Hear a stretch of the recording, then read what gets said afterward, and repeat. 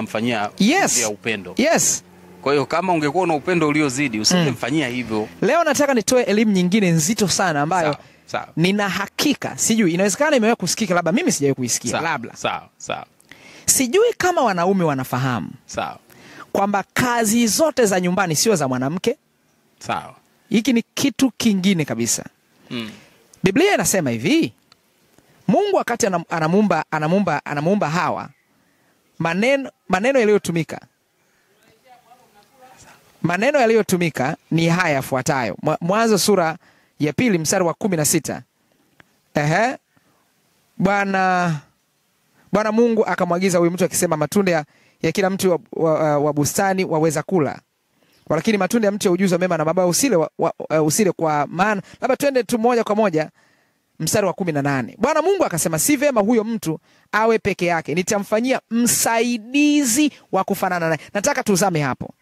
Nini maana ya neno msaidizi? Unaposema msaidizi, ni mtu anayekusaidia vilivyokushinda. That's a definition. Wewe huviwezi. Technically majukumu mengi ni yetu sisi wanaume. Yani hiyo ndo definition kabisa. Wanawake wanatakiwa wafanye ziada. Watusaidie. Yani huyu mwanamke, yani kimsingi majukumu yote, na hata tukizama kwenye Biblia, mwanamke kazi yake ilikuwa ni nini? Ni kuzaa tu. Ndo Biblia ilivyosema. Kuna andiko gani jingine? Wenzetu wa upande wa pili baadhi wanafanya vizuri sana kwenye eneo hilo. Okay. Baadhi ya zehebu Suni wale au ni yes, wanajitahidi sana kwenye hilo eneo la kuzaa tu. Wawe ni chombo cha kuzaa. Okay. Wanajitahidi. Unaweza mtu unaona anaenda sokoni kwenye hilo wanajitahidi sana. Ni kweli. Ni kweli kabisa. Sasa mwanamke Mungu alimwambia atazaa. Hakuna kazi nyingine aliyomwambia. Utaona kazi ile aliyekuwa katika bustani Edeni, aliyepewa kazi ya kulima alikuwa ni nani? Ni Adamu, sio mke.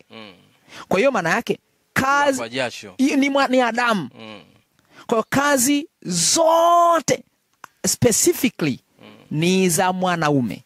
Mwanamke amekuja kumsaidia mwanaume. Hicho unachokiongea pastor, nafikiri ndio mwanzo wa matatizo. Hapo ndio tatizo lipo. Wanawake siku hizi wanazaa kwa uchungu na wanakula kwa jasho.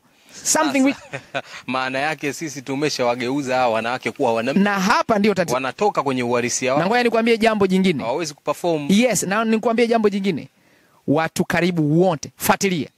Mwanamke anayefanya kazi na mwanaume anayefanya kazi, mara nyingi fuatilia, nina uhakika na hichi na kusema ndoa zao zina matatizo. Kabisa, changamoto ni nyingi. Ni nyingi sana. Labda umkute mwanamke ambaye Mungu kweli amempa. Yes. Na yeye atafanya kwa sehemu. Kuna sehemu atashinda. Yes. Yani mwanamke hata kama kuna kazi anafanya, asiwe kama anavyofanya mwanaume. Mwanamume lazima uzidi.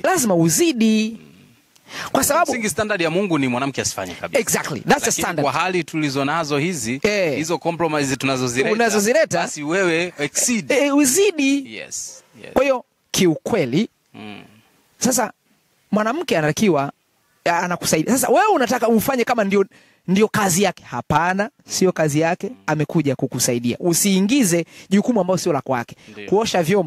Kuosha vyombo ni jukumu la mwanaume, kufua nguo ni jukumu la mwanaume, kudeki ni jukumu la mwanaume. Fundisho la ajabu kidogo. Fundisho la ajabu ni jukumu la mwanaume. Mwanamke alipokuja pale anakusaidia tu kitu ambacho wewe kimekushinda. Kuosha vyombo kumekushinda, kufua kumekushinda, kudeki kumekushinda. Pastor, asante. Tutaendelea kwenye kipengele kinachofuata. Tutaendelea. Watazamaji na wasikilizaji, tutaendelea wakati unaokuja. Amen. Amina.